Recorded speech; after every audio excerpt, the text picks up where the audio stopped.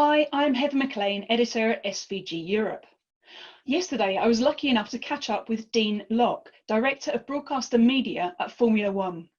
We spoke about how Formula One has brought forward its remote production strategy during lockdown in order to be able to come back now and bring you the roar of the engines.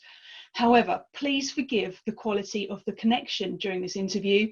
Here and there it goes a bit wobbly, but that's because Dean was talking to me from trackside in Budapest, where he's preparing for this weekend's Hungarian Grand Prix, and the broadcast centre hasn't yet been built.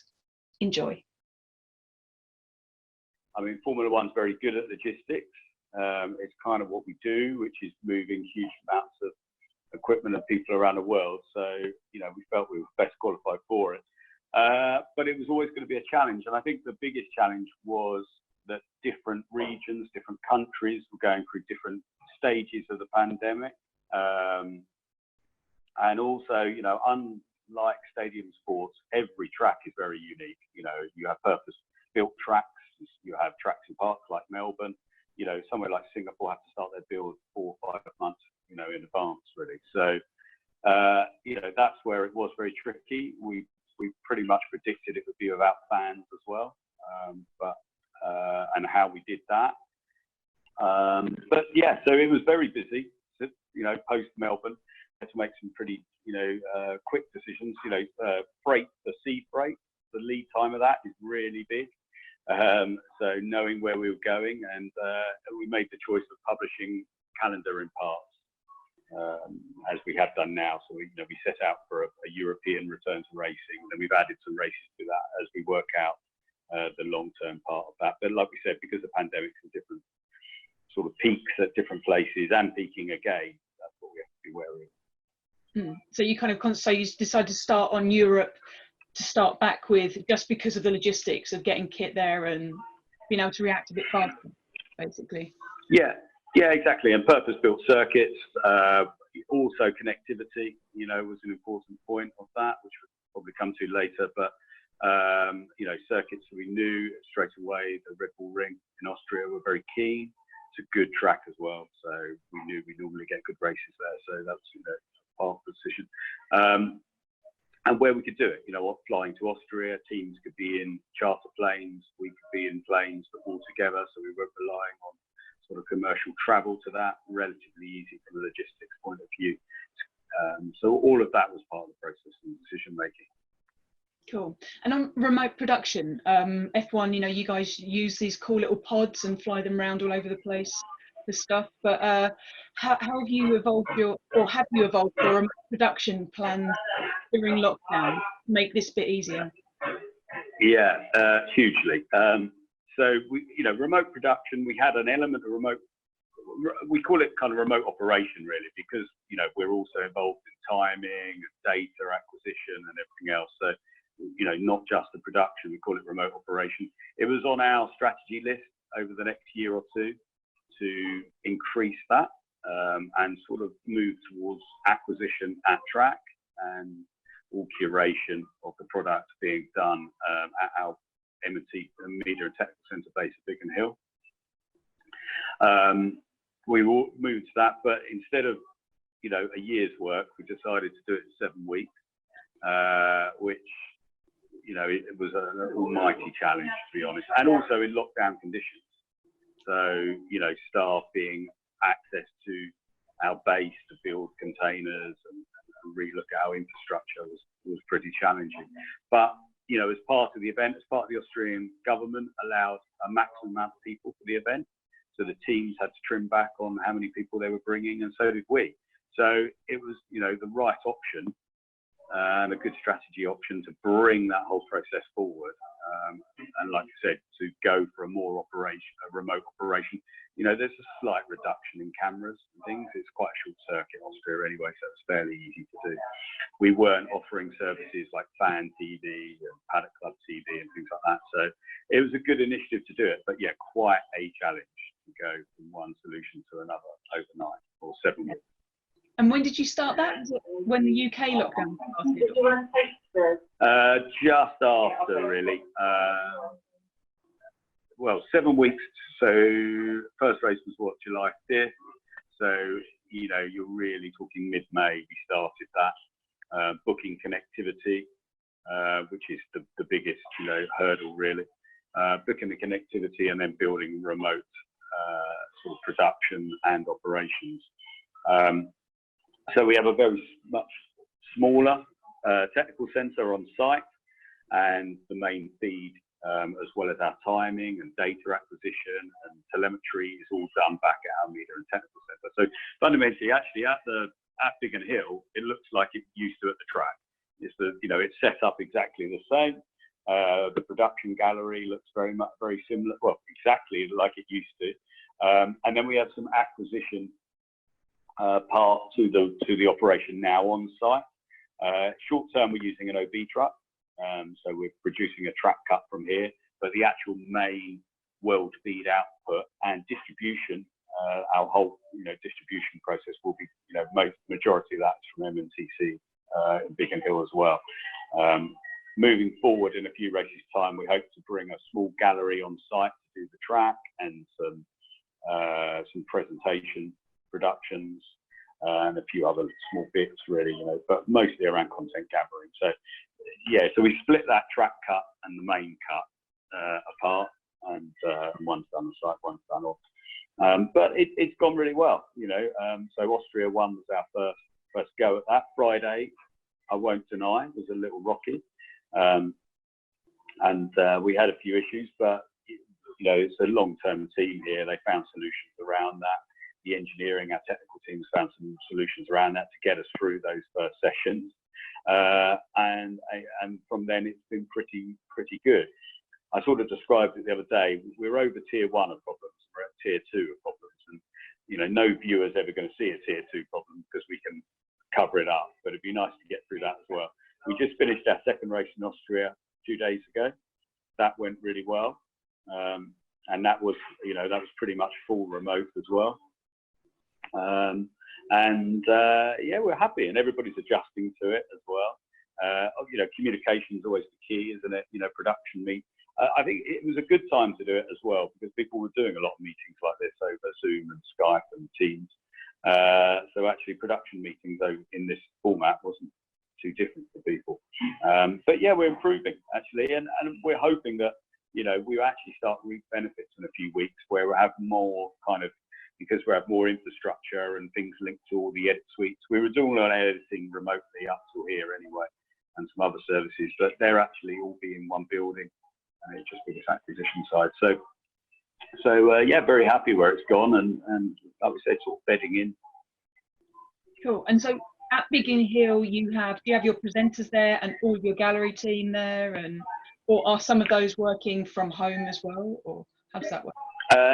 There are a few from home, but mostly it's at the Biggin Hill building, where, like we said, we have our main feed directors, our replay directors.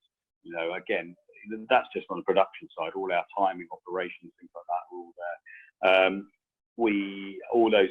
We're testing at Biggin Hill, so it's very simple. You know, much like a traditional OB that's going on at the moment, but we're testing everybody for that, and they're wearing uniforms. You know, it's just like they were at the track, and the same sort of setup and infrastructure really that they've got there. We built a small studio in the lockdown phase as well, so we're doing some pre-race, post-race shows from there for our F1 TV product. There are, you know, with regards to broadcasters, you know, we have over 80 broadcasters over, you know, nearly 200 territories. So only a sort of small handful of broadcasters are on site, and we're rotating that around at the moment. A lot of broadcasters are happy not to come to site, so they're doing their commentary in their own territories. You know, for instance, in case Sky UK were on site, they were already doing quite a bit of remote anyway, but they do have their presenters on site, as ORF and a few other broadcasters, and we're supporting them. So we're supporting them through our MMTC, but also trackside as well.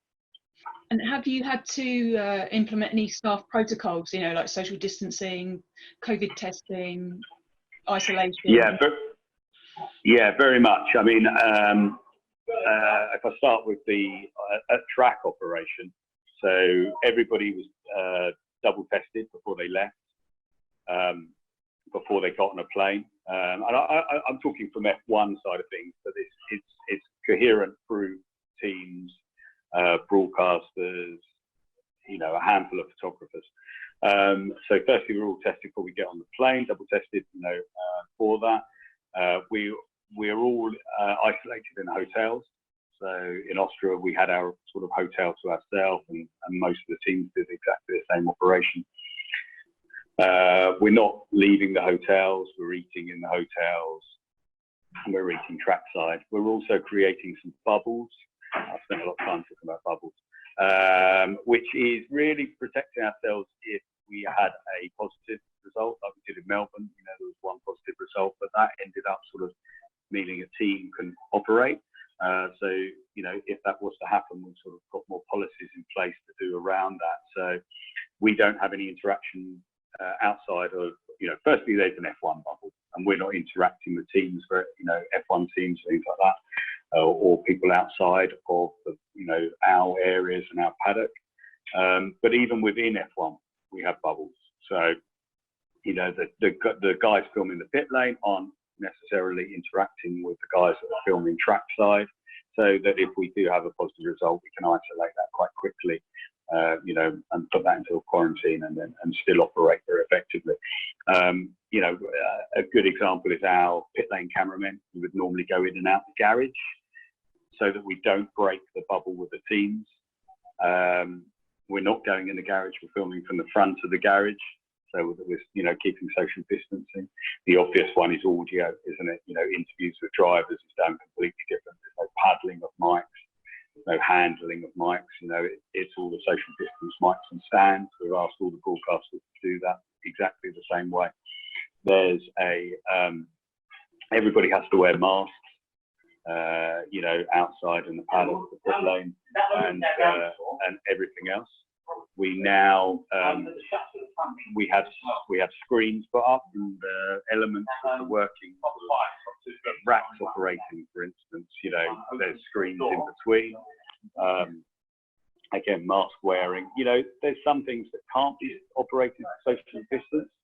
So, for instance, a team doing a pit stop, but because they're operating in their isolated bubble, you know, they're very much protected. As I said, there's a handful of journalists. They're actually outside of the paddock. They're in the media centre and have no access back in again. Yeah, that's what we set up. It's even stricter in Hungary, actually. You know, you can't even really leave a hotel for a walk or anything like that, which was, you know, put in place by the Hungarian promoter and government here. But you know, it's been, everybody wanted to get back to racing, and everybody wanted to, you know, get these cars back on track. So it's whatever we need to do to get that right. And like I said, you know, F1's very good at that kind of logistics and workflow. So I think, well, so far, you know, everything's pretty good. At the track, they're tested every 4 days. So again, you know, I was tested on Sunday, and I'll be tested on Wednesday, tomorrow, back again. We've done, I think it must be about 5,000 tests. In Austria, it was over 5,000 tests. And you know, we hadn't had a positive, but you know, that's not ruling out. It can happen. It may well do, but we're hoping that the procedures we put in place, we can isolate that bubble very quickly. You know, we're using different modes of transport, things like that, to get to and from the track. And people are, you know, we've got a couple of splits in hotels as well. Cool. And you mentioned camera positions. Some of them, you know, you dropped some camera positions. Is that to do with the amount of crew that you can bring out, or is that for social distancing type issues? It was more really that we were able to do it to get our remote operation up and running quite quickly. Because it was a lockdown event, we needed a few less cameras because we didn't have bands. You know, there wasn't big grandstands to film, and various elements to that. We weren't filming inside the garages, we're filming outside, so a little bit less resources needed in the pit lane. Also, it's linked up, these are two of the smallest tracks on the calendar, Austria and Hungary. So Silverstone, where we're going next, very big track, very open, and we are then going back up to numbers. And that just aided us a little bit to get our connectivity and our remote operation up and running. Yeah, it was more to do with that rather than sort of socially distanced. I mean, you know, when the track camera goes out to its position, it's pretty socially distanced in a lot of ways anyway. You know, out there on the remote corner of the track anyway. So yeah, pretty happy with that. I think, you know, back at the MNTC, as I said, in Biggin Hill, you know, there is a testing procedure for there. There's PPE wearing just like it is at the track. We have tried to create, you know, some of the edit suites that there might have been 2 editors in. Now there's only 1. So we repurposed some meeting rooms to accommodate that, to put some more edit suites in there to, you know, to do the social distancing. And also some of the, you know, there's perspex screens everywhere, you know, creating these sort of bubbles that we can operate in. Cool. And on your remote production, is this going to be just for the COVID situation, or do you think you'll be able to take more remote production forward? I mean, it seems a lot of people are going, oh, we need less people. It's, you know, it's using less money in a way, you know, for travel and environmental reasons. Yeah, it's a really good question. I think this is it. You know, I think we've just brought our strategy forward, to be personally honest. There could be some circuits that are challenging, and there might be slightly less remote, and we may have to move, you know, and because it's quite a modular system, we're able to, you know, do that, hopefully. We haven't tested that yet, but you know, this is the way we wanted to go. You know, it's the right way from a sustainability point of view. I'm not wholly convinced at this point. The amount of connectivity we use for a UHD broadcaster, you know, I'm not, and the cost of connectivity, you know, it's not all about cost saving. I think it's more actually about welfare. Sustainability and welfare also seems to be the right thing for the strategy. You know, when I first started in this, it was 16 races a year. You know, we've had seasons of 22. We're now doing triple headers. You know, that's pretty hard traveling. And next year it could be, you know, who knows, it could be more than 22. This just makes us a lot more agile.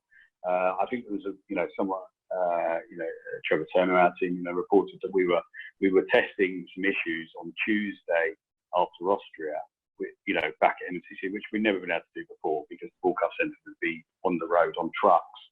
Okay, we were in one location, but we were still able to do that, you know. So I think, you know, that there are some huge benefits to the remote, and you know, it's just about adapting to that quite quickly. But no, this is the way forward for us. We just, like I said, brought it forward and did it in 7 weeks instead of a year. Cool. And last one for you: are you using extra innovations like OTT, AR, VR, or the F1 app? You know, have you tweaked things during lockdown so you've got more channels, you can reach people in different ways? Yeah, our sort of digital platforms are incredibly busy, and we shifted some of the live production team during lockdown to help and get more content out to the fans. It's important for us to, you know, stay connected to our fans even when we weren't racing. We actually had some content plans that we brought forward because we had more, you know, sort of potential to do it. We have more editors available who weren't doing it, you know, edits around race weekends.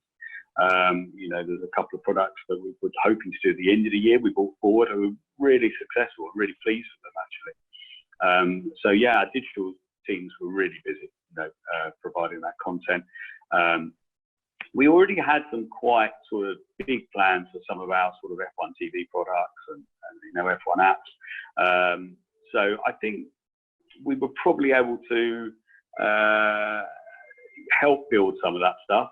You know, where we may have been a bit behind in Australia, that having the lockdown period, sort of helped us to redo those and make sure they were ready, which was nice. And we brought some new products out, you know, in Austria 1 and 2, even on our live feeds. You know, we had a new HUD graphic that had a rear-facing camera and things like that. It was a little bit sketchy if it was going to be ready in Australia, but it's certainly ready for Austria, so that's good. So, you know, that's part of it. We built our remote studio. That was a big thing. You know, that would have probably been done on site in Australia, but we brought that forward to be able to do that, and that's working really well. And some of our connectivity plans to our broadcast partners, we've certainly brought that forward, and, to give them the distribution that they need around that. I think, also part of the lockdown event, I think, was one of your questions was around the atmosphere and what do we do about a closed event, and lots and lots of discussions about that. We are quite fortunate that, unlike football, the cars are quite noisy. It's a noisy event.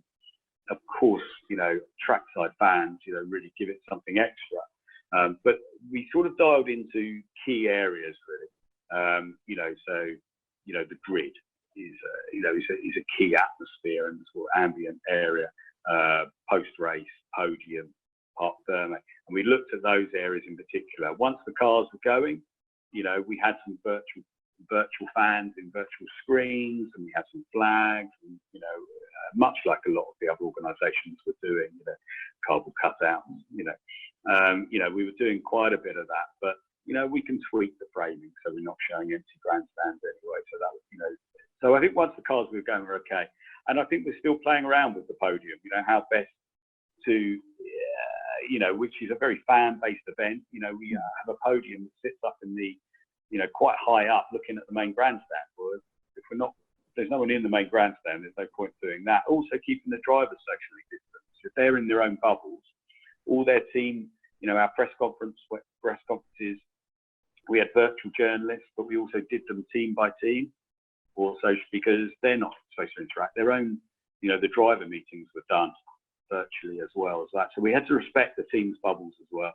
And the podium was a challenge for that, and the celebrations around that.